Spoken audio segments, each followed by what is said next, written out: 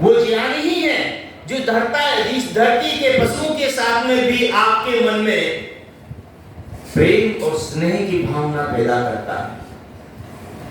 वो ज्ञान जब तक आपके भारत में था तब तक इस भारत का हर ऋषि मुनि इस विश्व को अपना परिवार समझता था और इस विश्व को परिवार बना करके जीने का ही संदेश उन ऋषि मुनियों ने दिया। भगवान ने उस ऋषि के हृदय में क्या कहा?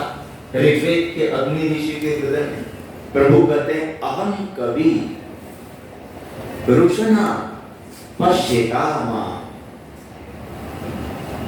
अहम कवि रुषना पश्येतामा। मैं कवि हूं। कवि कौन होता है? बोलो बच्चों, कौन होता है कवि? जो कविताएं लिखता है। और वे किसका काव्य है? अंदर वाले बोलो, किसका काव्य है? जिसने धरती आकाश को, इस दुनिया को, इस शरीर को माता के गर्भ में बनाया है, उस भगवान का। आप कहते हो वो दिखाई नहीं देता है, माने कैसे? मैं आपसे पूछता हूँ, हवा दिखाई देती है? नहीं दिखाई देती। मानते हो नहीं मानते हो? मैं आपसे कहता हूँ आत्मा दिखाई देती है?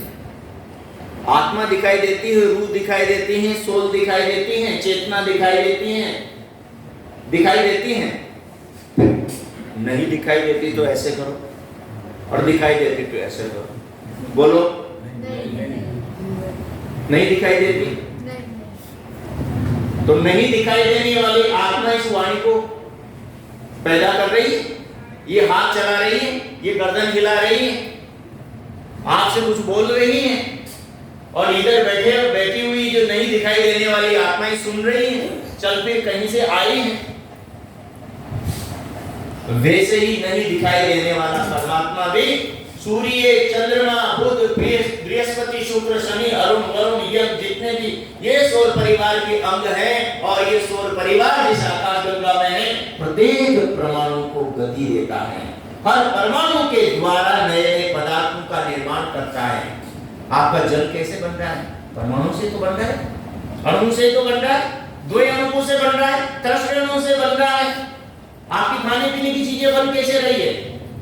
पढ़ो साइंस। आप गहराई में जाओगे तो ये सब अणु परमाणु से बन रही है।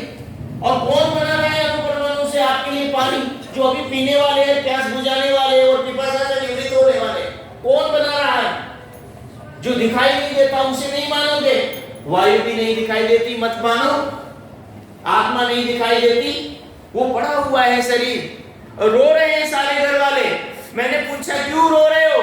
पिताजी नहीं रहे। मैंने कहा ये रहे, उठाओ इनको। बोले नहीं, ये पिताजी का शरीर है। मैंने कहा पहले कौन था?